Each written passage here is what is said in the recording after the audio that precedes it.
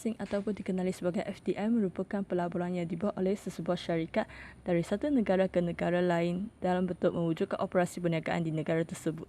FDI biasanya berlaku dalam ekonomi terbuka di mana ekonomi tersebut selalu menawarkan tenaga kerja mahir dan melibatkan peruntukan pengurusan serta teknologi kepada pelabur. FDI boleh berlaku melalui perdagangan antarabangsa iaitu melalui pelesenan dan usaha sama antara syarikat tempatan dengan syarikat asing. FDI boleh dikategorikan kepada 3 kategori iaitu modal ekuiti, pendapatan yang dilabur semula dan prestasi modal lain.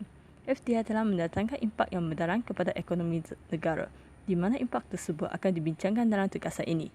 Malaysia terlibat dalam pelaburan asing sejak 1975. Pada masa itu, Malaysia dikenali negara yang terawal dalam pelaburan asing. Hal ini kerana pada masa itu, Jepun, Hong Kong, China dan lain-lain masih belum terlibat dalam pelaburan asing.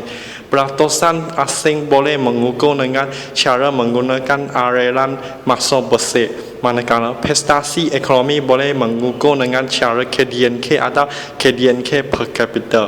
Biasanya kita guna kaedah perbelanjaan untuk mengukur GDP iaitu C plus I plus G plus next export.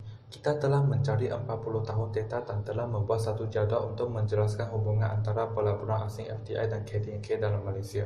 Kita akan membentangkan data yang kita telah analisis. Pada tahun 1975, kurang daripada separuh negara dalam dunia yang terlibat dalam FDI. Pada masa itu, Malaysia boleh dikatakan sebagai berpotensi negara untuk FDI untuk mendapatkan keuntungan yang tinggi. Pada tahun 1995, lebih daripada separuh negara dalam dunia yang terlibat dalam FDI. Untuk tahun 2015, disebabkan oleh persaingan yang tinggi antara negara seperti China, Malaysia FDI aliran masuk besar menurun kepada 37% saja. Kesimpulannya, data yang kita analisis dapat menjelaskan pelaburan asing yang semakin meningkat membawa kesan ketara kepada Malaysia ekonomi pada tahun 1900 dan juga menjelaskan kesan pelaburan asing ke Malaysia telah menurun selepas masa tertentu. Ini dapat dilihat pada tahun 2015.